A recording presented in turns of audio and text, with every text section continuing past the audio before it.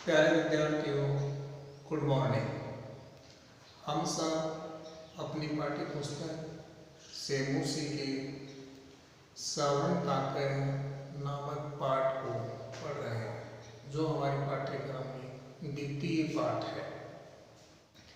यह पद्म शास्त्री के द्वारा रचित विश्व कथा शतकम नामक कथा संग्रह से लिया गया है।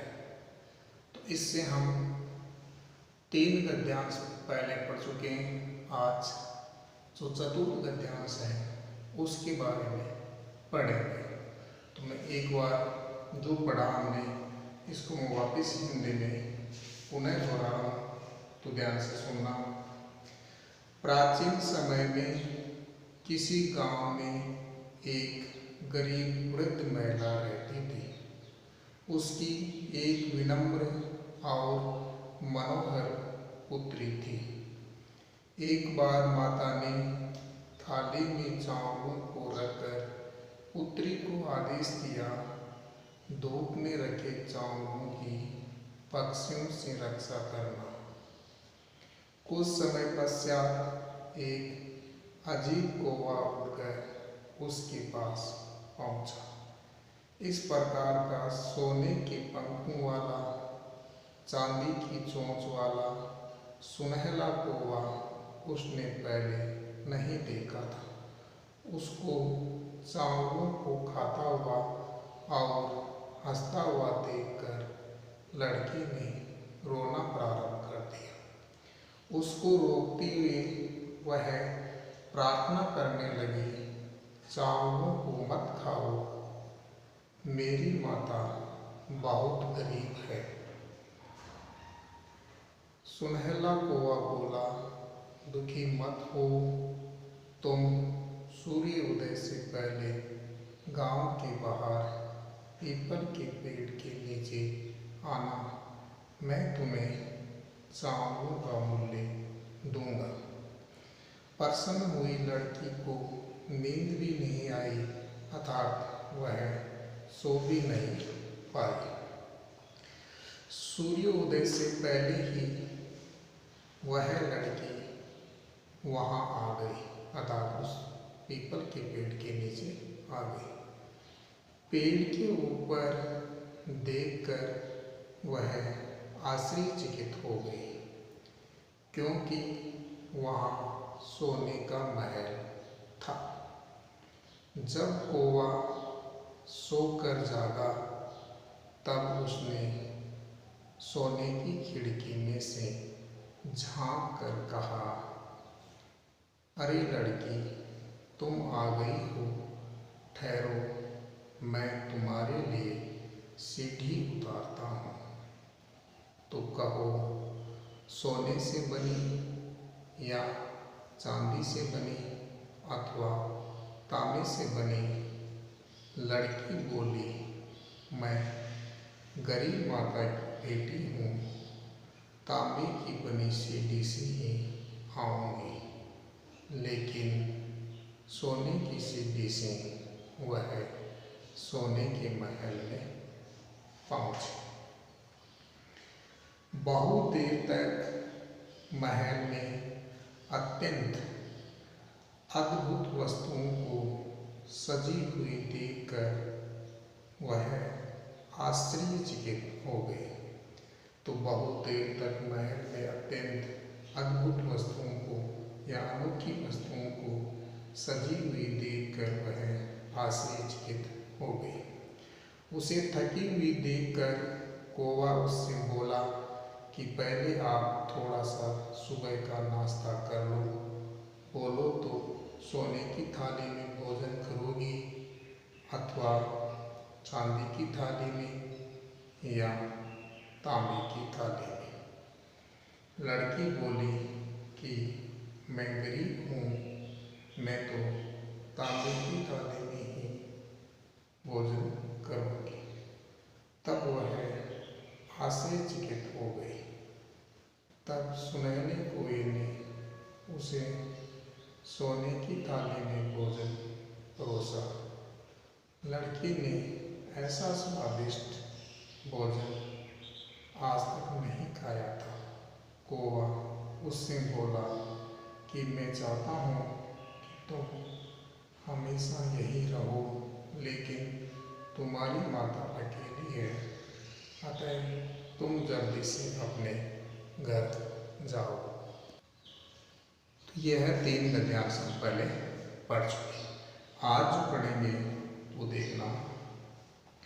इति उक्त्वा काके कक्षाभ्यन्तरात् तिस्त्रिमञ्जूषा निस्सारे तां प्रति अवदत्। बालिके यथा इच्छां ग्रहणात् मञ्जूषाम् एकां लघुत्तमा मञ्जूषा प्राज्ञे बालिकाया कथितं यत् एव मदीये तण्डुलां मूल्यं। गृहम् आगत्य तया मञ्जूषा समुद्घाटिता तस्य महाहिराणि हीर्काणि विलोक्य सा प्रहसिता तद्धनिकां च सजाता।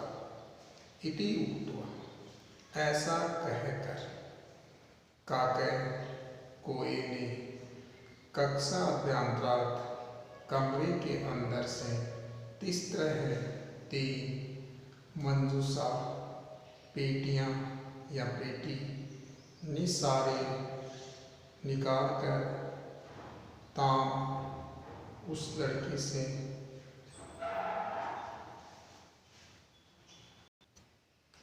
प्रकट ग्रहण ले लो। मंजूषाम एकाम एक पेटी, लघुसाम सबसे छोटी, मंजूषाम पेटी को प्रज्ञ लेकर बालिका द्वारा कथितम कहा गया, यत एव इतना ही मदीय मेरी तण्डुलानां चावलों का मूल्यम यानी मूल्य या कीमत गृहम् आगत्य घर आकर तैया उसके द्वारा मंजूषा पेटी समुद्घाटिता खोली गई तस्यां उसमें माहिराणि बहुमूल्य हीरकाणि हीरों को विलोक्य देखकर सा वह प्रहर्षिता आनंदित हुई या प्रसन्न हुई, सजाता यानी हो गई। तद्धनिकां उसी दिन से धनवती। तो इस प्रकार से कुछ शब्दार्थ देखना हिंदी अर्थ। इति उक्त्वा काके कक्षाभ्यन्तरात् तिस्त्रः मंजूषा निसारे तां प्रति अवदत्। ऐसा कहकर कोई ने कमरे के अंदर से 3 पेटियां निकाल कर उससे कहा, यानी ऐसा कहकर कोई ने कमरे के अंदर से 3 पेटियां निकाल कर उससे कहा, बालिके हे बालिका, यथा इच्छां गृहां मंजूषाम् एकां, अपनी इच्छा अनुसार एक संदूक ले लो। कि हे बालिके, अपनी इच्छा अनुसार एक संदूक या एक पेटी ले लो। लघुतमां मंजूषां प्रज्ञे बालिका कथितं यत् मदीये तण्डुलानां मूल्यम्। सबसे छोटी संदूक लेकर लड़के ने कहा, यही मेरे चावलों का मूल्य है। तो सबसे छोटी संदूक को लेकर लड़के ने कहा, यही मेरे चावलों का मूल्य है। गृहम् आगत्य तया मंजूषा समुद्घाटिता, घर आकर के उसने संदूक को खोला, और घर आकर के उसने संदूक को खोला। तस्या माहाराणि हीरकाणि विलोक्य सा प्रहर्षिता तद्दनिकां च सजाता। उसमें बहुमूल्य हीरों को देखकर वह प्रसन्न हो गई और उसी दिन से धनवान हो गई। तो बहुमूल्य हीरों को देखकर वह प्रसन्न हो गई और उसी दिन से धनिक हो गई है, धनवान हो गई। तो एक बार वापस सुनना हिंदिया।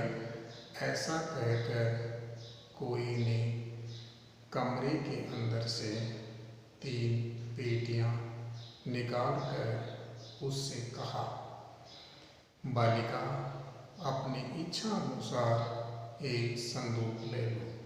यानी 3 पेटियां निकालता है और बालिका से कहता है कि ये बालिका अपनी इच्छा के अनुसार कोई भी एक पेटी या संदूक ले लो। सबसे छोटी संदूक लेकर लड़की ने कहा तो वह बालिका सबसे छोटी संदूक को लेकर कहा, यही मेरे चावलों का मूल्य है, कि मेरे चावलों की कीमत या मूल्य यही है। घर आकर उसने संदूक को खोला और उस पेटी को लेकर अपने घर आ जाती है और घर आकर संदूक को खोला। उसमें यानी उस संदूक में बहुमूल्य, जिनका कोई मूल्य नहीं होता है उन्हें बहुमूल्य कहते हैं, हीरों को देखकर वह प्रसन्न हो गई। तो बहुमूल्य हीरों को देखकर वह प्रसन्न हो गई। उसी दिन से धनिक हो गई और उसी दिन से वो धनवान हो गई। आगे था, तस्मिन् एव ग्रामे एका अप्रावृद्धा वर्गा निवसत्। तस्या अपि एका पुत्री आसीत्। ईर्ष्यया सा तस्य श्रवणकाकस्य रहस्यं ज्ञातवती। सूर्ये तपे तण्डुलान् निक्षिपे तया अपि स्वसूता रक्षार्थं नियुक्ता। तथैव श्रवणपक्षे काके तण्डुलान् पक्षे तम् अपि तत्र अकारयत्। प्रातः तत्र गत्वा सा काकयं निर्विशन्ति प्रावोचत्, भीर्नीच काके या भूर्नीच काके अहम् आगता, मह्यं तण्डुलमूल्यं पृच्छ। तस्मिन् एव ग्रामे, उसी गांव में, एका अपरा, एक दूसरी, लुब्धा, लालची, वृद्धा, बुढ़िया, निवसत रहती थी। तस्या उसकी अपि भी एका पुत्री, एक पुत्री आसीत् थी। ईर्ष्या, ईर्ष्या से सा वह तस्य श्रवणकाकस्य, उस सोने की कोए की रहस्य को ज्ञातवती जान गई। सूर्य तपे, धूप में तण्डुलान चावलों को निक्षिपे रखकर, तया अपि उसने भी स्वसूता अपनी पुत्री को रक्षार्थं रक्षा के लिए नियुक्त किया। तथैव उसी तरह श्रवण पक्ष काके सुनहले पंखों वाले कोए ने तण्डुलान चावलों को बक्से खाते हुए तत्र वही अकार्य बुलाया। तो इस प्रकार से इसके शब्दार्थ है। तो तस्मिन् ग्रामे एका अपरा वृद्धा वर्गा निवसत्। उसी गांव में एक दूसरी लालची वर्धा औरत रहती थी। यानी उसी गांव में एक दूसरी लालची वृद्धा औरत रहती थी। तस्या अपि एका पुत्री आसीत्। उसकी भी एक बेटी थी और उसकी भी एक बेटी थी। ईर्ष्यया सा तस्य श्रवणकाकस्य रहस्यं ज्ञातवती। ईर्ष्या से वह उस सुनहले कोए के रहस्य को जान गई और ईर्ष्या से वह उस सुनहले कोए के रहस्य के बारे में जान गई। सूर्य तपे तण्डुलान निक्षिपे तया अपि स्वसूता रक्षार्थं नियुक्ता।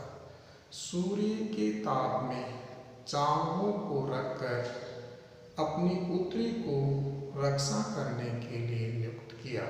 तो तो उसने भी धूप में चावलों को रखकर अपने पुत्री को उनकी रक्षा करने के लिए नियुक्त किया। तथैव वैसे ही या उसी तरह सर्वं पक्षय काके तण्डुलान् भक्ष्यन् तम अपि तत्रैव अकारयत्। उसी तरह सुनहले पंखों वाले कोए ने चावलों को खाते हुए प्रातः तत्र गत्वा अकारयत्, वहीं बुलाया। प्रातः तत्र गत्वा स काकः निर्देशयन्ति प्रवोचत्। उसे वहीं बुलाया। सुबह वहां जाकर वह कोए की निंदा करते हुए बोले या निर्भय होकर बोले, भो नीच काकः, हे नीच कोए, अहम आगता, मैं आ गई हूँ। मह्यं तण्डुलस्पर्श, मह्यं तण्डुलमूल्यं यच्छ, मैं आ गई हूँ, मुझे चावलों का मूल्य दो। तो यानी उसी गांव में एक दूसरी लालची वृद्धा या बूढ़ी औरत रहती थी। उसकी भी एक बेटी थी। ईर्ष्या से वह उस सुनहले कोए के रहस्य को जान गई। उसने भी धूप में चावलों को रखकर अपनी पुत्री को रक्षा करने के लिए कहा या नियुक्त किया। उसी तरह सुनहले पंखों वाले कोए ने चावलों को खाते हुए उसे वहीं बुलाया। सुबह वहां जाकर वह कोए की निंदा करते हुए बोली, अरे नीच कोए, मैं आ गई हूँ, मुझे चावलों का मूल्य दो। तो इस प्रकार से यह हमारा चौथा गद्यांश था। एक बार वापस देख लेना। ऐसा कहकर कोए ने कमरे के अंदर से 3 पेटियां या 3 संदूकें निकालकर उससे कहा, बालिका, अपनी इच्छा अनुसार एक संदूक ले लो। सबसे छोटी संदूक लेकर लड़की ने कहा, यही मेरे चावलों का मूल्य है। घर आकर उसने संदूक खोला। उसमें उस संदूक में बहुमूल्य हीरों को देखकर वह प्रसन्न हो गई और उसी दिन से धनवान हो गई। उसी गांव में एक दूसरी लालची वृद्धा औरत रहती थी। उसकी भी एक बेटी थी।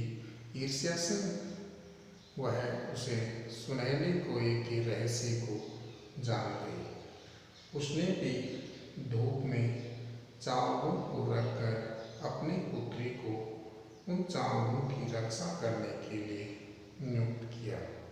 उसी तरह सुनहले पंखों वाले कोए ने चावलों को खाते हुए उसे भी वहीं बुलाया। सुबह वहां जाकर वह कोए की निंदा करते हुए बोली, अरे नीच कोए, मैं आ गई हूँ, मुझे चावलों का मूल्य दो।